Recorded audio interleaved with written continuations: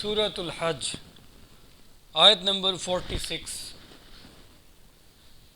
افلم یسیروا فی الارض فتکون لهم قلوب یعقلون بها او آذان یسمعون بها فإنها لا تعمی الابصار ولكن تعمی القلوب التي في الصدور.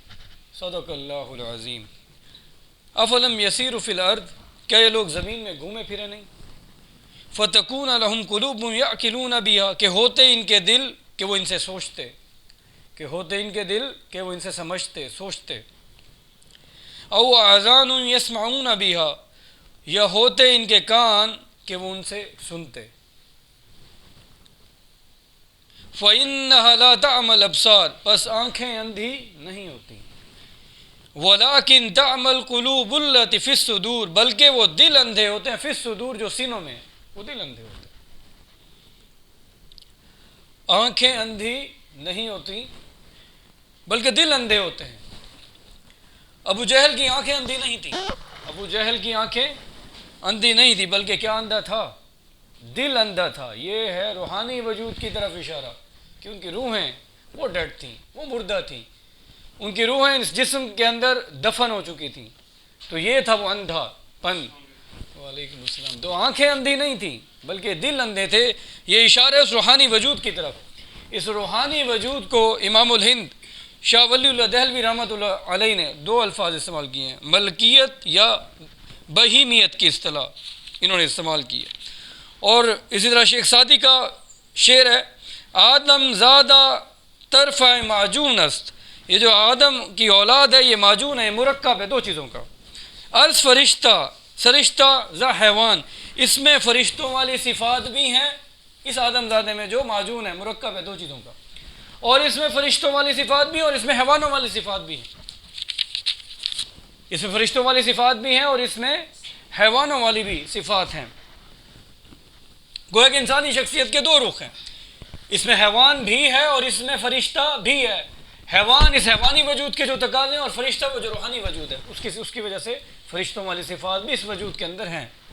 تو لیکن جب وہ حیوان غالب آ جاتا ہے اس طور سے کہ فرشتے والی صفت دفن ہو کے رہ جاتی ہے، تو پھر معاشرے کا یہی حال نظر آئے گا کہ 3 سال کی لڑکی زینب کے ساتھ زنا کیا جاتا ہے. جب وہ حیوانی صفات غالب آ جائیں گی اور وہ جو فرشتہ والی صفت، وہ روح جب دب جائے گی اور انسان ہوس کا پجاری بن جائے گا، ہوس اور ہوا، خواہشات نفس، نفسانی خواہشات، لسٹ، جنسی جذبے، یہ جب انسان ان میں ملوث ہو جائے گا غلط انداز میں، تو پھر ظاہر ہے معاشرے میں کیا حیوانیت چھا جائے گی. تو آج معاشرے میں اکثریت یہی نظر آ رہی ہے کہ وہ حیوانی وجود غالب آ چکا ہے، وہ حیوان والی صفات ڈومیننٹ ہے اور وہ جو فرشتہ والی صفات وہ دب چکی ہیں، روحانی وجود دب چکا ہے. تو اس کی طرف اشارہ ہے. تو پھر یہ لاسٹ ٹائم ہم نے بتایا تھا پچھلے دروس میں، لقد خلقنا الانسان فی احسن تقویم، ہم نے انسان کو بہترین تخلیق، بہترین مخلوق پیدا کیا، بہترین ساخت پر پیدا کیا. یہ بیسیکلی اس روحانی وجود کی طرف اشارہ ہے جو انسان کے اندر ہے، جس کی وجہ سے انسان کے احسن تقویم ہے. وقتی طور پر اس کو اللہ نے دنیا میں بھیجا اس جسد کے اندر ڈال کے، ثم رددناہ اسفل سافل، اسفل یعنی اب یہ نچلی سطح پہ آ چکا ہے. حیوانی وجود کے تو اپنے تقاضے ہیں، حب دنیا، حب مال، گاڑی، دولت، زمین، سٹیٹس، کریئر، فیوچر، ان کی شدید محبتیں ہیں، زمین کی طرف کھینچتی ہیں، پستی کی طرف، اور یہ بلندی کی طرف جانا چاہتا ہے کیونکہ یہ آیا عالم امر سے. تو پھر کرنے کا کیا کام تھا؟ لاسٹ درس جہاں میں نے اینڈ کیا تھا، اختتام کیا تھا درس کا، تو اس بلندی، اس پستیوں سے بلندیوں کا جو سفر طے کرنا ہے، اسی کا نام ہے سلوک قرآنی. یہ پستیوں سے بلندی کا سفر جو طے کرنا ہے، اس کا کیا نام ہے؟ سلوک قرآنی. اس کی کچھ مراحل ہیں، وہ آج اس درس میں انشاءاللہ ڈسکس ہوں گے. تو پستیوں سے بلندیوں کا سفر، دوبارہ احسن تقویم، اس درجے پہ کیسے پہنچنا ہے، اس کو مزید میں آگے کلیئر کرتا ہوں. یہ پستی کیا ہے، یہ بلندی کیا ہے، کیوں میں کہہ رہا ہوں پستی اور بلندی کیا ہے، واٹ ڈز اٹ مین، اس کو میں ایکسپلین کر دیتا ہوں مزید.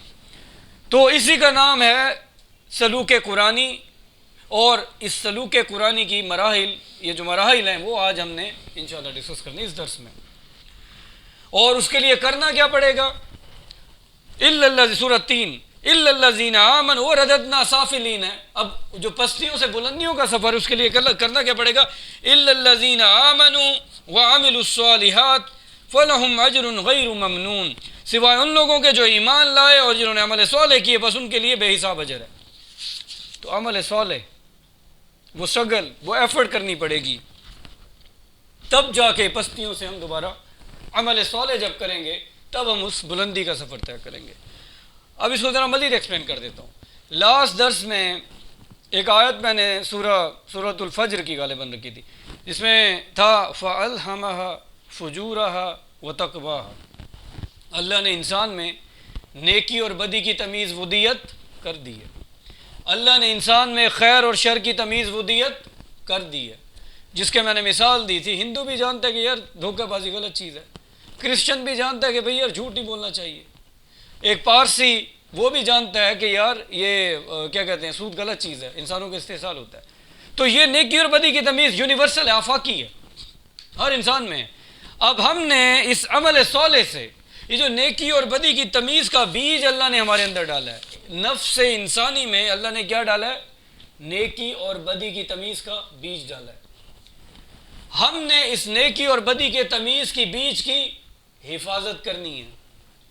ہم نے اس نیکی اور بدی کے تمیز جو اللہ نے، یا اخلاقی حس جو کامن ہے، یونیورسل ہے، میں نے بتایا ہندو بھی جانتا ہے یار زنا کرنا غلط چیز ہے، اس اخلاقی حس کی، اس نیکی اور تمیز بدی کے تمیز کی بیج کی حفاظت کرنی ہے، آبیاری کرنی ہے، نشو و نما کرنی ہے۔ کس طرح کرنی ہے؟ الا الذین آمنوا وعملوا، ایمان اور عمل صالح، اس سے اس بیج کی آبیاری کرنی ہے۔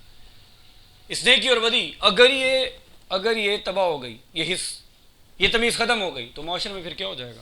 شر، فساد، پھر 3 سال کی بچی کے ساتھ ریپ ہوگا اس معاشرے میں، سود عام ہو جائے گا، فحاشی عام، ہم جنس پرستی اس معاشرے میں پھیل جائے گی۔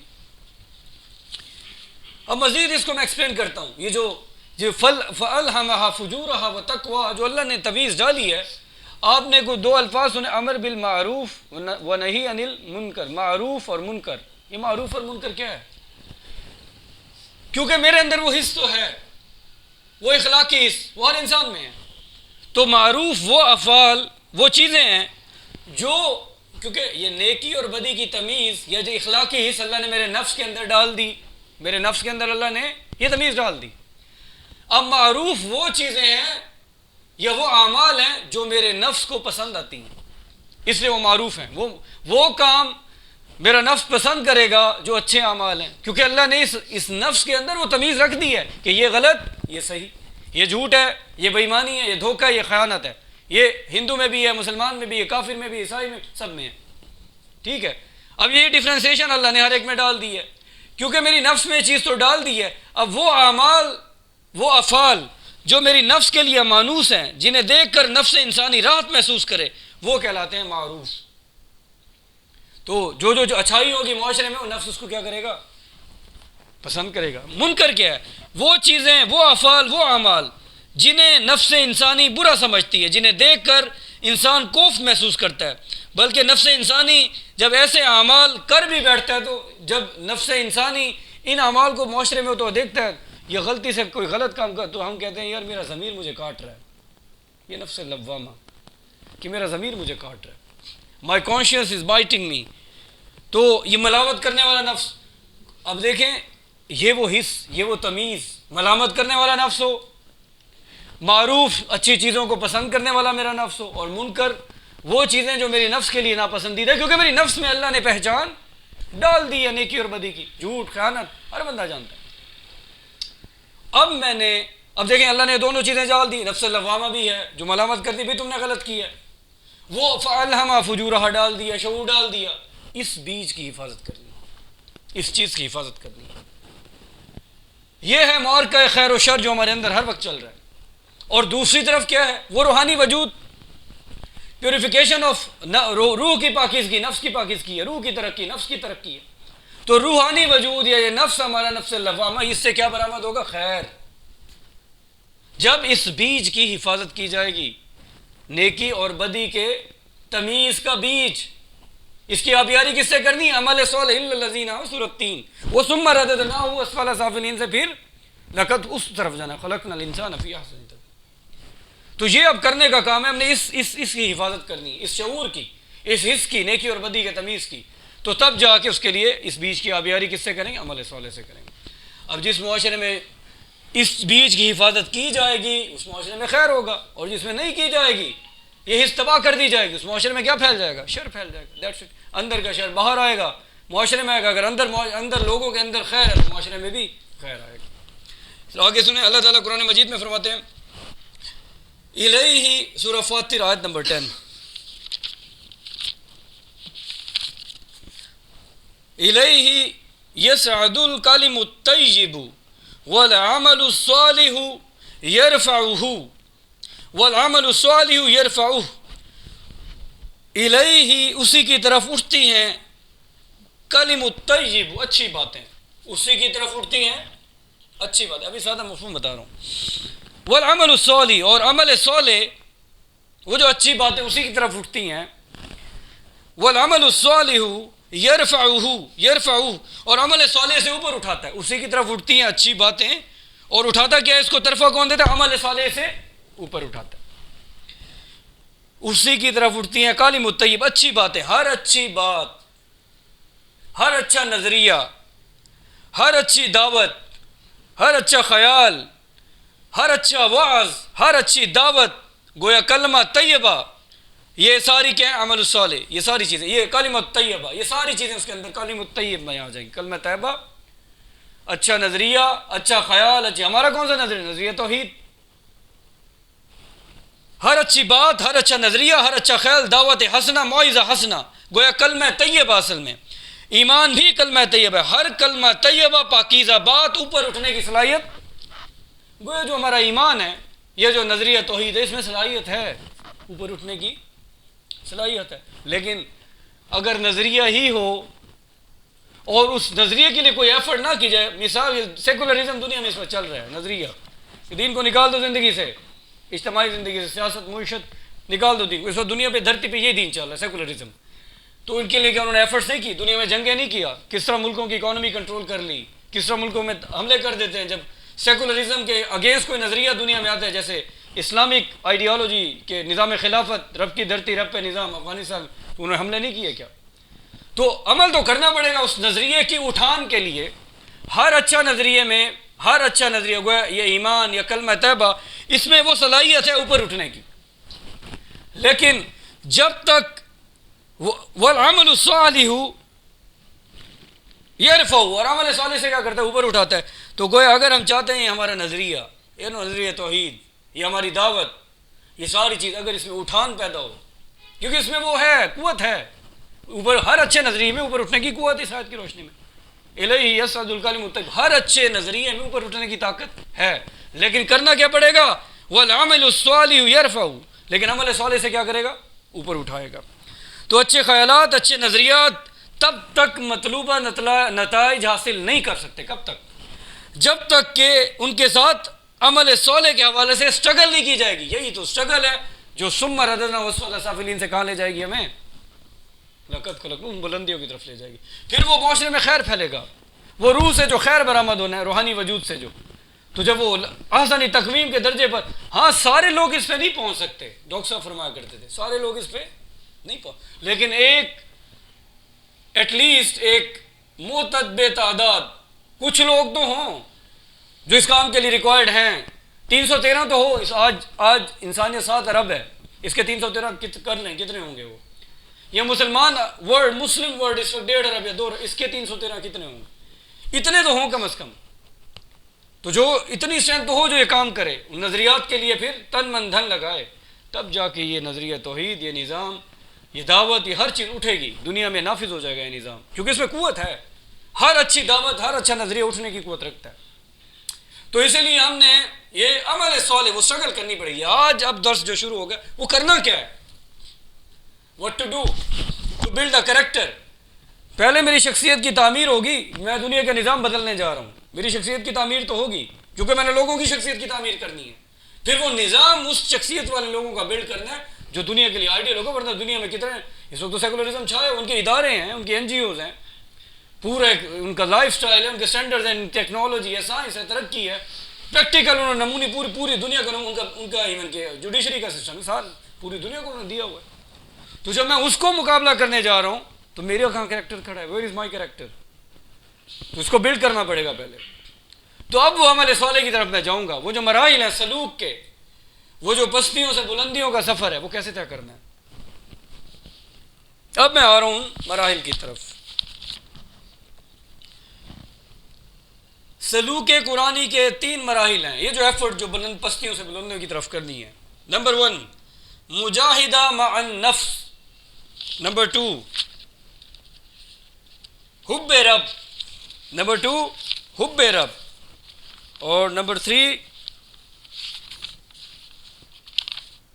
تقرب اللہ. یہ 3 کام ہیں. یہ عمل صالح جو وہ جو مراحل ہم نے طے کرنے ہیں بس یہ. نمبر 1 نہیں یار مجاہد، ہاں ٹھیک، مجاہدہ مع النفس، نفس کے خلاف مجاہدہ مع النفس.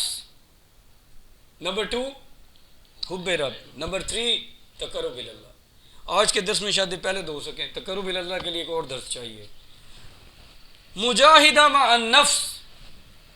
تو سلوک قرآنی کا پہلا مرحلہ یہ پستیوں سے بلندیوں کا سفر، نفس کے اگینسٹ شغل کرنی ہے. ایک طرف تو وہ نفس لوامہ ہے جو ملامت کرتی ہے، وہ میرا وہ روحانی وجود ہے جس میں خیر ہی خیر ہے، جس میں اللہ کی پہچان ہے، جس میں اللہ کی محبت ہے. ادھر نفس امارہ بھی تو ہے، وہ حیوانی وجود. ان النفس لامارۃ بالسوء. وہ تو کہتا ہے نہیں فحاشی اور یعنی list for career, list for future, list for status, بس یہ دنیا کی زندگی سب کچھ ہے. چھوڑو حلال حرام. مجھے تو پیٹ سے غرض ہے، حلال حرام کو چھوڑو. مجھے تو غرض پیٹ سے، مجھے تو غرض اپنے سیکشل ڈیزائر سے، چھوڑو حلال حرام. کر لیں گے شادی بعد میں دیکھا جائے.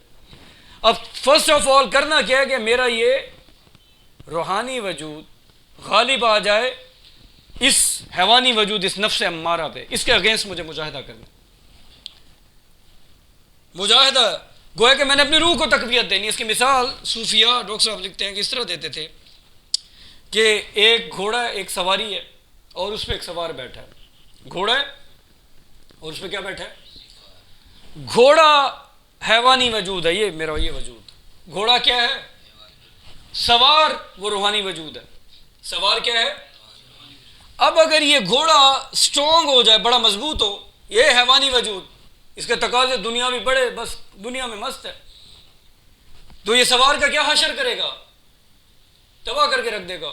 اگر یہ تگڑا ہے حیوانی وجود، یہ گھوڑا، اگر یہ سٹرونگ ہے یہ گھوڑا، تو سوچیں سوار کا کیا. اگر یہ گھوڑا موز ہو رہا ہے، ڈاکٹر صاحب لکھتے ہیں، تو وہ اب وہ جو بیچارہ اوپر وہ جو روحانی وجود، وہ جو سوار ہے، وہ تو گھوڑے کے رحم و کرم پہ وہ دب جائے گا. روحانی وجود دب رہ جائے گا. اس کے تقاضے وہ جو حص تھی، شعور، اخلاقی حص، نیکی، اور وہ تو ختم ہو جائے گی. That's it, last.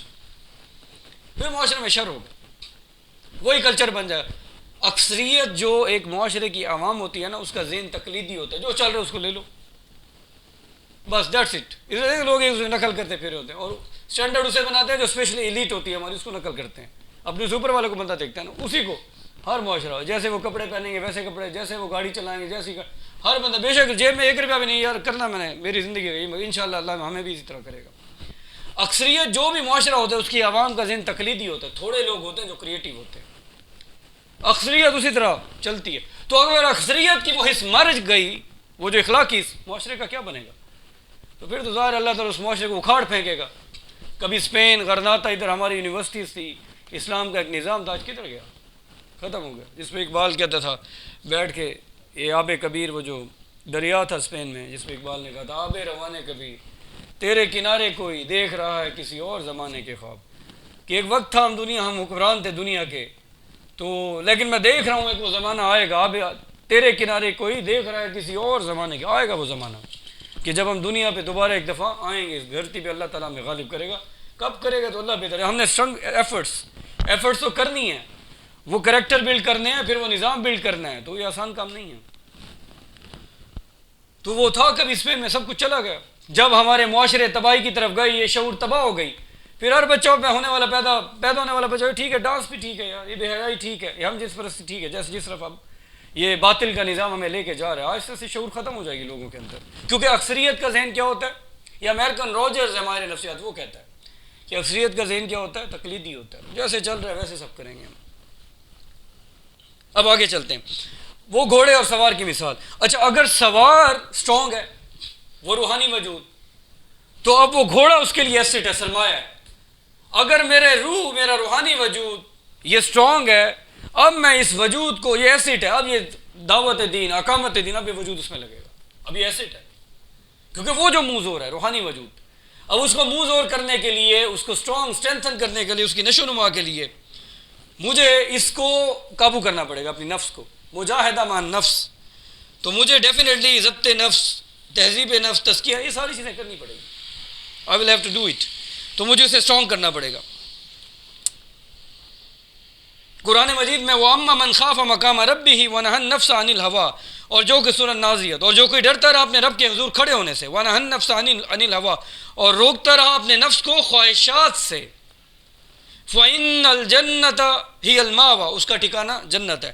یعنی کہ انسان نے اپنی زندگی میں اپنی نفس کی، جس انسان نے باغیں کھینچ کے رکھی، غلط خواہشات کے معاملے میں اس نے اپنے نفس کو منہ زوری نہ کرنے دی، اس کا ٹھکانہ. اس میں لوگ سب دعا کرتے ہیں، لکھتے ہیں اللہم ربنا اجعلنا منہم، اللہ ہمیں بھی ان میں شامل کر، ان میں سے بنا. حدیث سن لیں، الکیس من دان نفسہ وعمل لما بعد الموت. He is very intelligent, he is very clever. Clever کون ہے؟ حدیث سن لیں. حدیث کسے کلیور کہتی ہے؟ باشعور لوگ وہ ہیں حدیث میں جو اپنے نفس کو قابو میں رکھے، یعنی جو اسے اپنا محکوم اور مطیع بنا دے نفس کو. یہ نہیں کہ دنیا کا بندہ ہے، حیوانوں کی طرح بس کھانا پینا سونا، یہ زندگی کا کوئی مقصد ہی نہیں. کوئی زندگی کا مقصد، وہ حیوان ہے جس کی زندگی کا کوئی نہ نظریہ ہے نہ مقصد ہے. تو یہ ہے وہ جس کی اس کے مدد سے روح مر چکی ہے. ہی از ڈیڈ فرام ان سائڈ. اصل ہوش مند اور باشعور وہ ہے، حدیث نبی ہے صلی اللہ علیہ وسلم، یہ بیٹھ جائیں، کہ نمبر 1 جو اپنے نفس کو قابو میں رکھے، من دان نفسہ، یعنی اسے نفس کو اپنا محکوم بنائے. اصل ہی از اے کلیور، وہ دانش مند ہے. کلیور جس کو بولتے ہیں. آج تو جو ہیرا پھیری کرے اسے کلیور کہا جاتا ہے، جو کسی ہیرا پھیری سے پیسے لوٹ لے، کسی کو دھوکہ دے کے آئے. اور دوسری چیز کیا ہے؟ وَعَمِلَ لِمَا بَعْدَ الْمَوْتِ، اور موت کے بعد والی زندگی کے لیے عمل کرے. وہ ہے اصل میں کلیور. ہی از اے کلیور ون. یہ حدیث ہمیں کہہ رہی ہے. اب اس نفس کو کنٹرول کرنے کے لیے، اس کے مجاہدہ مع النفس، پہلا مرحلہ یہ جو بلند پستیوں سے بلندیوں کا سفر، اس میں عبادات بڑی اہم ہے. کیا اہم ہے؟ اب آ رہے ہیں پریکٹیکل کی طرف، آ رہے ہیں کرنا کیا ہے. عبادات، اس میں وہ پہلے ایک نظریہ آپ کے سامنے رکھا کہ میری حقیقت کیا ہے، میرا روحانی وجود ہے، میرا حیوانی وجود ہے. پھر میرے اندر خیر کیا ہے، میرے اندر شر، وہ میں نے آپ کے سامنے چیزیں ساری رکھی کہ میری حقیقت تو مجھے پہلے پتا ہو. اب میں نے کرنے جو کچھ جا رہا ہوں، اپنی کریکٹر، اپنی شخصیت کو بلڈ کرنے جا رہا ہوں، no what I have to do. پہلے مجھے اپنی حقیقت تو پتا ہو، میرے اندر کیا ہے، وہ میں نے آپ کے سامنے چیزیں رکھ دی. اب اس میں اس مجاہدہ نفس کو کنٹرول میں رکھ، نفس امارہ، اس حیوانی وجود کو قابو میں رکھنے کے لیے کہ میں دنیا کا بندہ نہ بنوں، میرا بس زندگی کا مقصد کھانا پینا نہ رہ جائے، میرا کوئی نظریہ ہو، میرا کوئی مقصد ہو، میرا کوئی نصب العین ہو، کوئی آدرش ہو، کوئی آئیڈیل ہو میری زندگی کا. تو اس کے لیے عبادات بڑی ضروری ہے. عبادات میں روزہ دیکھیں وہ عبادت ہے جس کے بارے میں اللہ تعالیٰ فرماتے ہیں الصوم لی وانا اجزی بہ، روزہ میرے لیے اور میں ہی اس کا اجر دوں گا، اس کی جزا دوں گا. روزہ حقیقت میں اس کی جو حکمت ہے یہ نفس کو لگام دینے کے لیے، یہ کمزور کرتا ہے اس وجود کو روزے کمزور کرتے ہیں. تو جب یہ وجود کمزور ہوگا تبھی وہ توانا ہوگا اندر والا، وہ ریلیکسیشن تبھی فیل کرے گا جب یہ کمزور ہوگا. تو روزہ نفس کو قابو کرنے کا بڑا اہم ذریعہ ہے کہ وہ میرے نفس کو، اس لیے حدیث میں جو نکاح کی استطاعت رکھتا ہو نکاح کرے، اور نہیں رکھتا استطاعت ہو، نکاح کی استطاعت نہیں رکھتا، نفس کو قابو کرنے کے لیے پھر کیا کرے؟ روزے رکھے.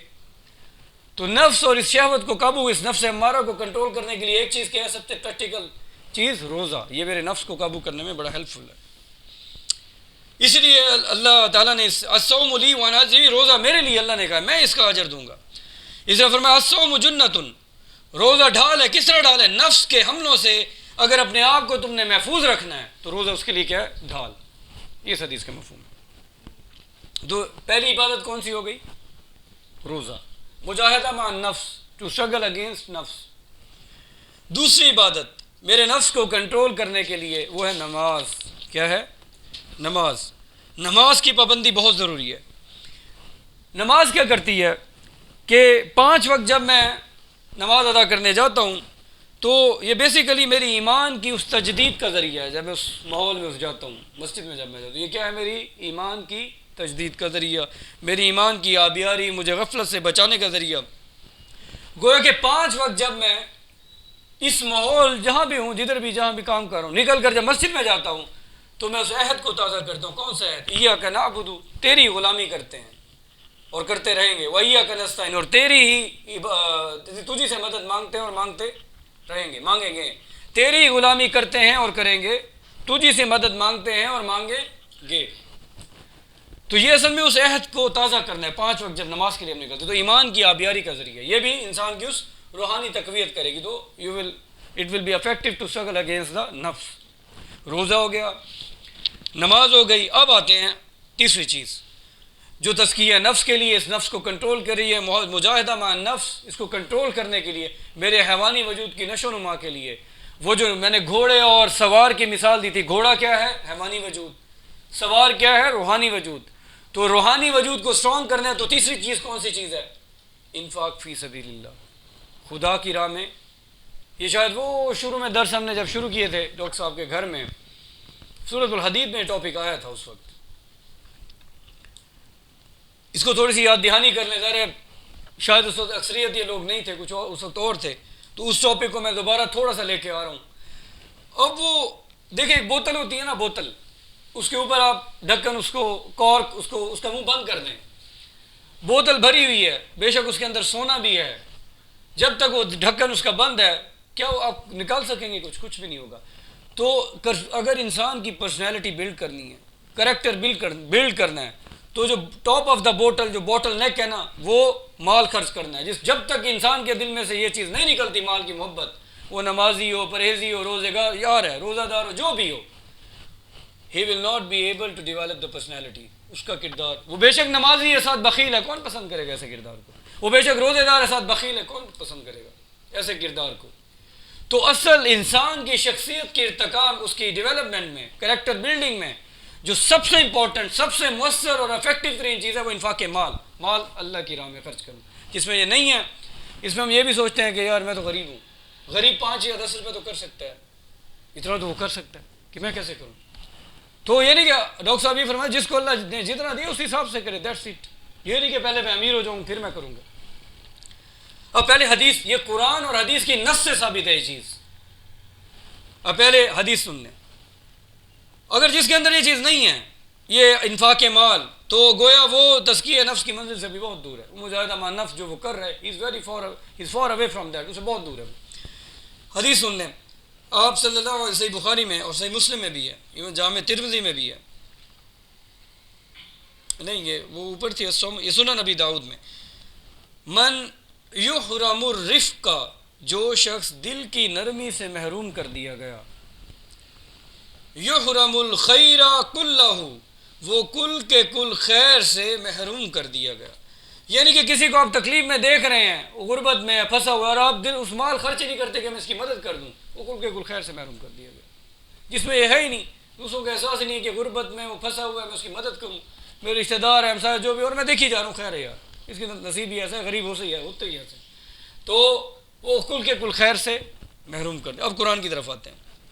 لن تنالوا البر، تم نیکی کی حقیقت کو نہیں پہنچ سکتے. ڈاکٹر صاحب ایک جگہ اور لکھتے ہیں کہ تم نیکی کی گرد کو بھی نہیں پہنچ سکتے ہو. حتی تنفقوا مما تحبون، جب تک کہ تم وہ خرچ نہ کرو جسے تم محبوب سمجھتے ہو. یعنی کہ یہ نہیں کہ ایم ہی خرچ کر دینا ہے، وہ مال جو تمہیں بہت زیادہ محبوب ہے اس میں سے خرچ کرو. ایک تو پرانا ہو گیا نا، اس کو دے دیا، اس کو دے دیا، پرانا نہیں، وہ جو تمہیں بے حد محبوب، حتی تنفقوا مما تحبون، جسے تم محبوب رکھتے ہو.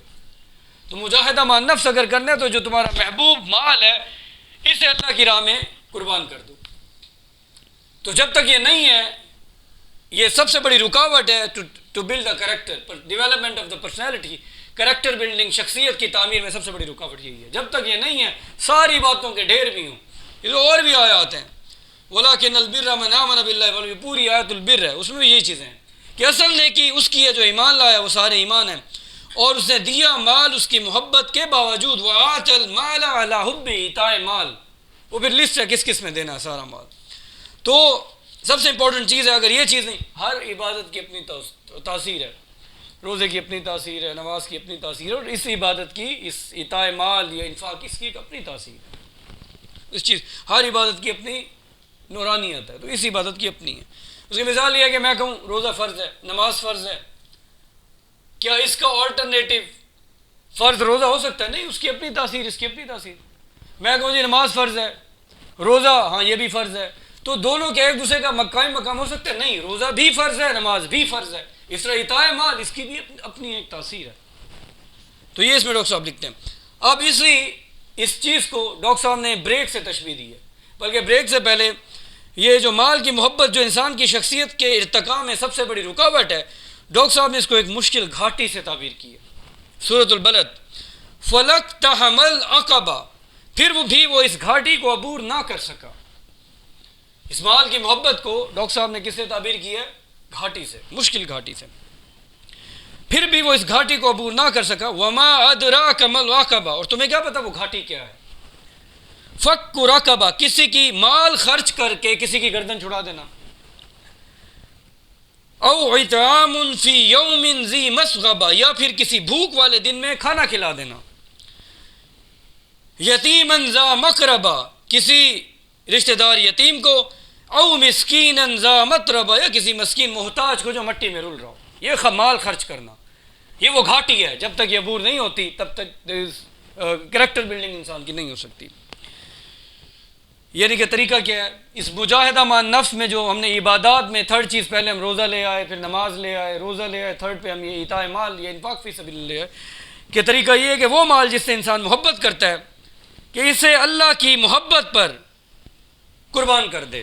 جب تک مال کی محبت کی آلودگی انسان کے دل سے نہیں نکلتی، جب تک مال کی محبت کی آلائش، مال کی محبت کی آلودگی انسان کے دل سے نہیں نکلتی، تزکیہ نفس نہیں ہو سکتا، ایمان کی حلاوت وہ انسان چکھ ہی نہیں سکتا.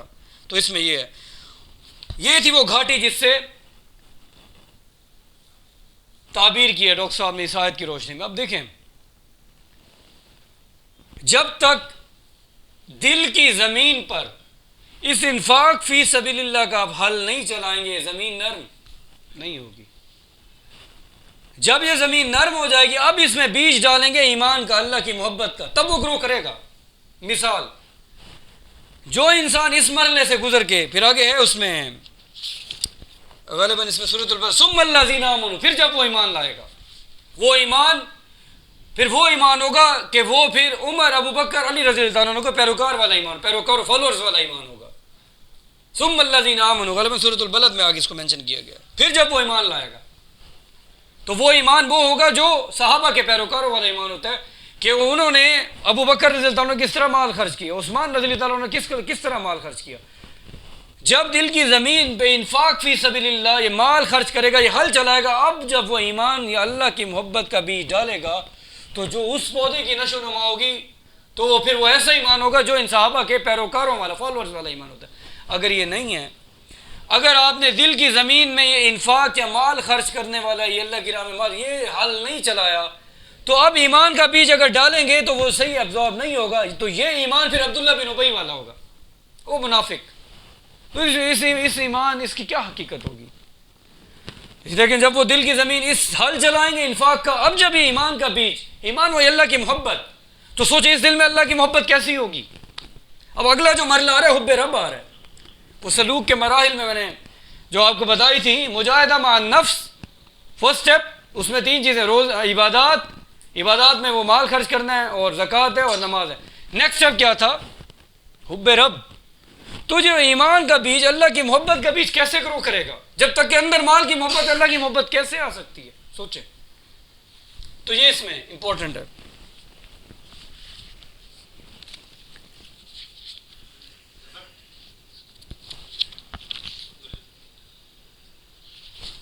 ایک حدیث ہے وہ پہلے سن لیں ذرا. اس حب رب میں اب نیکسٹ مرحلے کی طرف میں جا رہا ہوں، حب رب کی طرف. پروردگار کی محبت، وہ میں نے بتا دیا کہ یہ بیج تب ہی گرو کرے گا، اس کی آبیاری ہوگی، یہ جذب ہوگا زمین میں جب یہ حل چلا دیا جائے گا، اور یہ ساری چیزیں کی جائیں گی. پہلا مرحلہ آپ نے طے کر لیا. اب ہے حب رب، نیکسٹ مرحلے پہ آ گئے.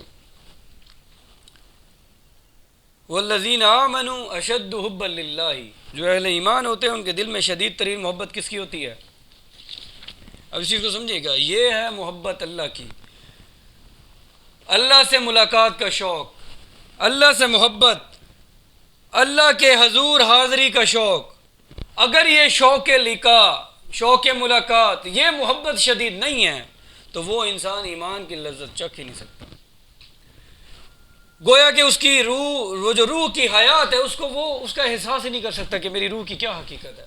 جب تک اللہ سے محبت، اس سے ملاقات، اس کے حضور حاضری کا شوق نہیں ہے، آپ ایمان کی لذت نہیں چکھ سکتے. مثال سیرت کی روشنی میں، سیرت رسول نبی اکرم صلی اللہ علیہ وسلم کا آخری وقت ہے، وفاق سے متصل یہ حدیث ہے، مرنے جب آپ دنیا سے رخصت فرمانے والے ہیں تو آپ نے ایک حدیث بیان کی. آپ نے فرمایا اسے جس پہلے، انتقال سے پہلے، لن یقبض نبی قط حتی یری مقعدہ من الجنۃ ثم یخیر. کوئی پیغمبر اس وقت تک وفات نہیں پاتا جب تک کہ حتی یری مقعدہ من الجنہ، جب تک وہ بہشت میں اپنا ٹھکانہ جب تک وہ دیکھ نہیں لیتا. کوئی پیغمبر اس وقت تک وفات نہیں پاتا جب تک کہ وہ بہشت میں اپنا ٹھکانہ دیکھ نہیں لیتا. پھر اسے اختیار دیا جاتا ہے، ثم یخیر، اگر چاہے تو دنیا میں مزید رہے، دنیا کو پسند کرے، یا مراجعت، واپسی کا راستہ اختیار کرے. تو بندے نے واپسی کے راستے کو پسند کر لیا. جیسے ہی آپ نے یہ فرمایا تو ابو بکر رضی اللہ عنہ رو پڑے کہ بندے نے واپسی کا راستہ آپ صلی اللہ علیہ وسلم نے فرمایا پسند کر لیا. یہ ہے شوق لکھا، یہ ہے ہمارے اندر، یہ ہے اللہ سے ملاقات کا شوق، یہ ہے اللہ کی محبت. کہ ظاہری دنیا میں اللہ کے رسول رہ رہے تھے، پھر بھی ایک حجاب تو تھا اللہ سے، کہ لیکن جب وہ شوق لکھا، وہ ملاقات کا، اللہ کی محبت تو شدید تھی کہ آپ کو اختیار دیا گیا یہاں تو آپ نے اس کو، بندے نے اس واپسی کے راستے کو، مراجعت کو پسند کر لیا. جس کو دیکھ کر پھر ابو بکر رضی اللہ عنہ رو پڑے تو صحابہ حیران رہ گئے کہ یہ نہیں کیا ہو گیا، کیوں رو رہے ہیں؟ وہ تو حقیقت انہیں سمجھ آ گئی تھی. پھر آپ نے آگے پھر وہ گیا اللہم الرفیق الاعلی. وہ جو بندے نے پسند کر لیا واپسی کا راستہ، تو پھر آپ کی زبان سے یہ آخری کلمات ہی ادا ہوا کہ اے اللہ، اے میرے بلند ترین رفیق.